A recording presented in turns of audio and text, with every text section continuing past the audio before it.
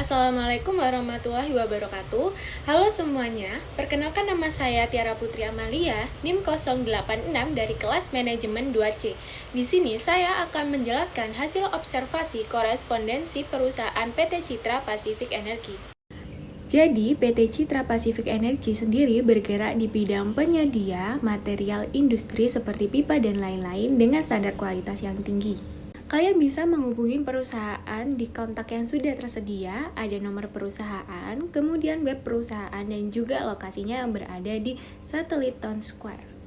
Berikut merupakan struktur organisasi dari PT Citra Pacific Energy. Untuk posisi yang tertinggi ada CEO, kemudian di bawahnya ada Direktur Operasional, Direktur Keuangan, kemudian ada Direktur Pemasaran.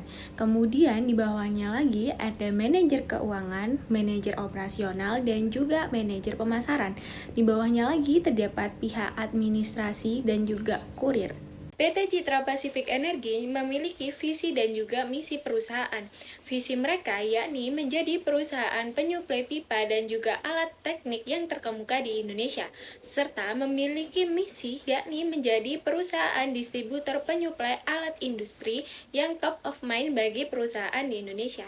Kegiatan komunikasi bisnis yang terjadi di PT Citra Pacific Energy. Yang pertama, ada kegiatan komunikasi interpersonal, yakni kegiatan komunikasi yang terjadi secara lisan. Yang pertama, antara manajer dan juga bawahan, di mana berisikan pemberian motivasi maupun instruksi pekerjaan. Yang kedua, sesama karyawan yang berbagi pengalaman atau memberikan informasi mengenai pekerjaan. Dan yang terakhir, ada pihak administrasi dan juga yang manajer yang dimana di dalamnya masih membahas seputar bisnis. Komunikasi dalam tim yang diterapkan oleh PT Citra Pacific Energy yaitu untuk memastikan kerjasama yang efektif dan efisien antar bagian perusahaan. Yang pertama, ada komunikasi antar departemen untuk berbagi informasi, koordinasi proyek, dan juga pemecahan masalah yang terjadi di dalam departemen tersebut. Kemudian yang kedua yakni komunikasi dengan manajer yang dimana guna melaporkan perkembangan proyek perusahaan. Nah, komunikasi bisnis di PT Citra Pacific Energy menjalin hubungan baik dengan mitra bisnisnya melalui pertemuan bisnis, negosiasi kontrak, dan pembahasan strategi kerjasama. Mereka juga melakukan komunikasi dengan para pelanggannya seperti pemesanan produk, penawaran harga.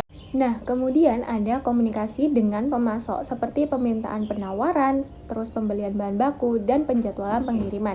Selanjutnya ada komunikasi dengan lembaga terkait seperti pemerintah, lembaga regulasi, dan asosiasi industri.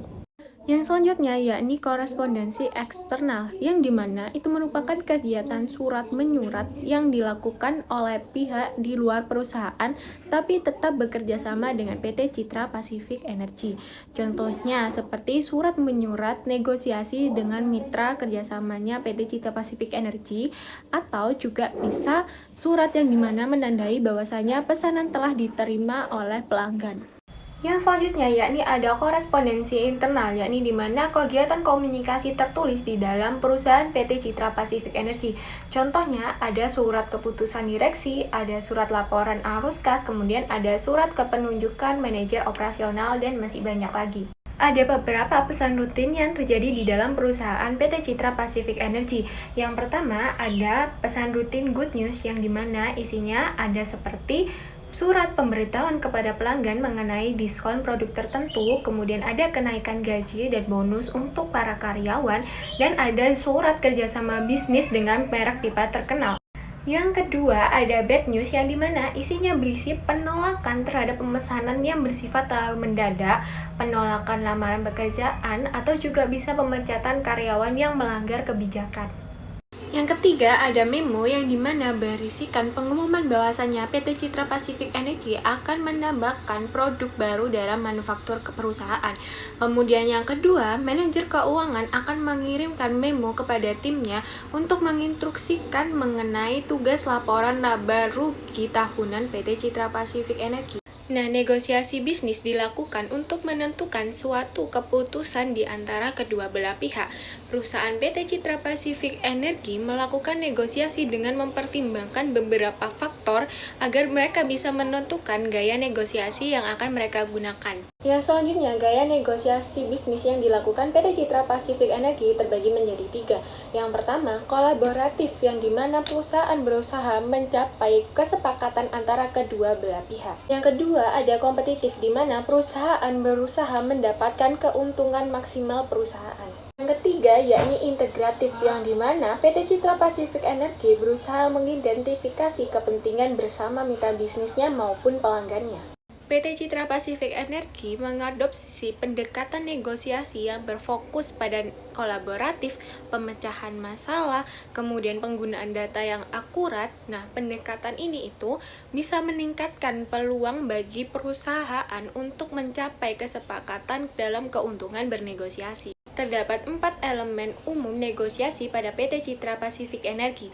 Yang pertama ada tawar-menawar harga, kemudian yang kedua ada hubungan jangka panjang, ketiga ada waktu dan pengiriman barang, dan yang terakhir ada persyaratan pembayaran. Tipe dasar negosiasi yang digunakan PT Citra Pacific Energy menggunakan tipe negosiasi integratif, yang dimana perusahaan berusaha mencari solusi untuk kebutuhan pelanggan terhadap material industri.